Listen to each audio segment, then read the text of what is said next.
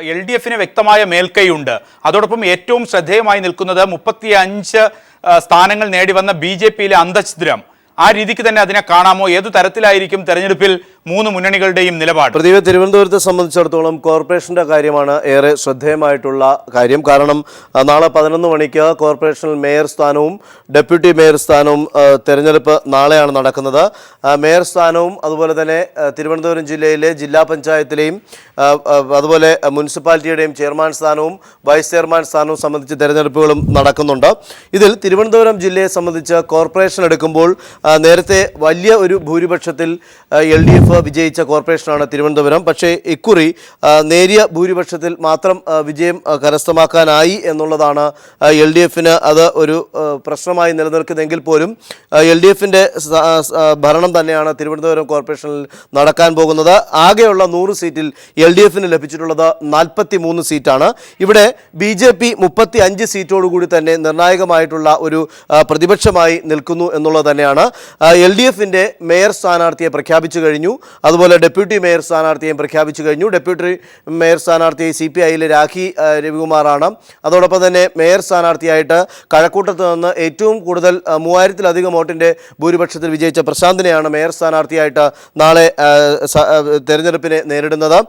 രാവിലെ 11 മണിക്ക് തെരഞ്ഞെടുപ്പ് നടക്കും.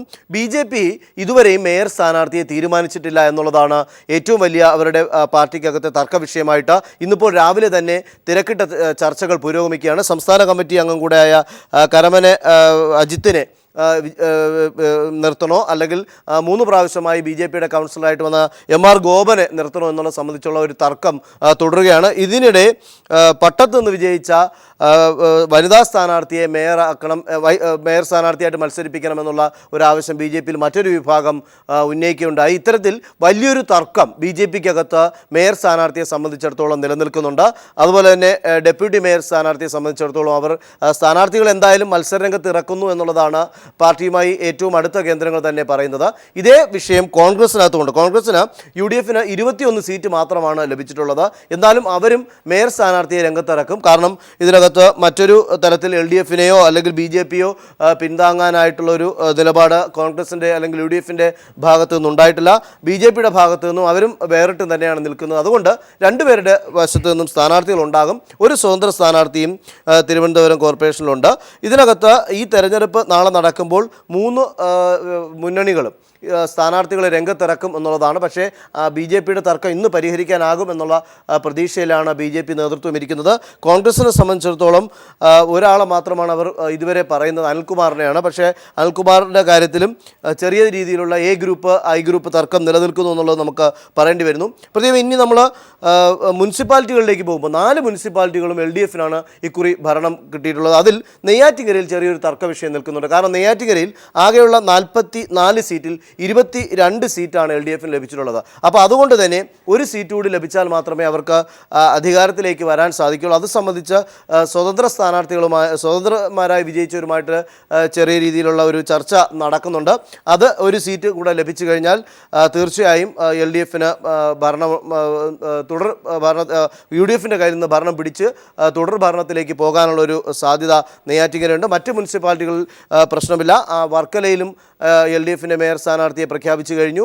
ഡെപ്യൂട്ടി മേയർ സ്ഥാനാർത്ഥിയെയും പ്രഖ്യാപിച്ചിട്ടുണ്ട്. ആറ്റിങ്ങൽ, നെടുമങ്ങാട് എന്നിവിടങ്ങളിലും പ്രശ്നങ്ങളൊന്നും വരുന്നില്ല.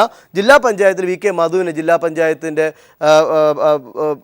അധ്യക്ഷനായിട്ട് പ്രഖ്യാപിച്ചിരിക്കുകയാണ്. കഴിഞ്ഞ ദിവസം തന്നെ ജില്ലാ സെക്രട്ടേറിയറ്റ് ചേർന്ന് പ്രഖ്യാപിച്ചിട്ടുണ്ട്. അവിടെയും പ്രശ്നങ്ങൾ വരുന്നില്ല. മറ്റ് ബ്ലോക്ക് പഞ്ചായത്തുകളിലൊക്കെ 19-ാം തീയതിയാണ് ജില്ലാ പഞ്ചായത്ത്, ബ്ലോക്ക്, ഗ്രാമപഞ്ചായത്തുകളിലൊക്കെ 19-ാം തീയതി രാവിലെയാണ് പ്രസിഡന്റ് സ്ഥാനത്തേക്കുള്ള തെരഞ്ഞെടുപ്പ്. രാവിലെ 11 മണിക്കും ഉച്ചയ്ക്ക് ശേഷം 2 മണിക്ക് വൈസ് പ്രസിഡന്റ് സ്ഥാനത്തേക്കുള്ള തെരഞ്ഞെടുപ്പ് നടക്കും.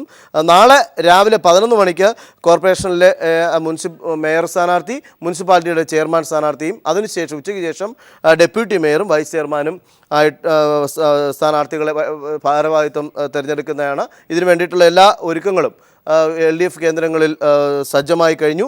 പക്ഷേ UDF കേന്ദ്രങ്ങളിലും BJP-യുടെ സീറ്റ് കിട്ടിയ സീറ്റിൽ നിന്ന് പോലും ഒരാളെ തിരഞ്ഞെടുക്കാൻ പറ്റാത്ത തരത്തിലുള്ള തർക്കം ഉടലെടുത്തിരിക്കുന്നു എന്നുള്ളതാണ് തിരുവനന്തപുരം ജില്ലയുടെ വിശദാംശം.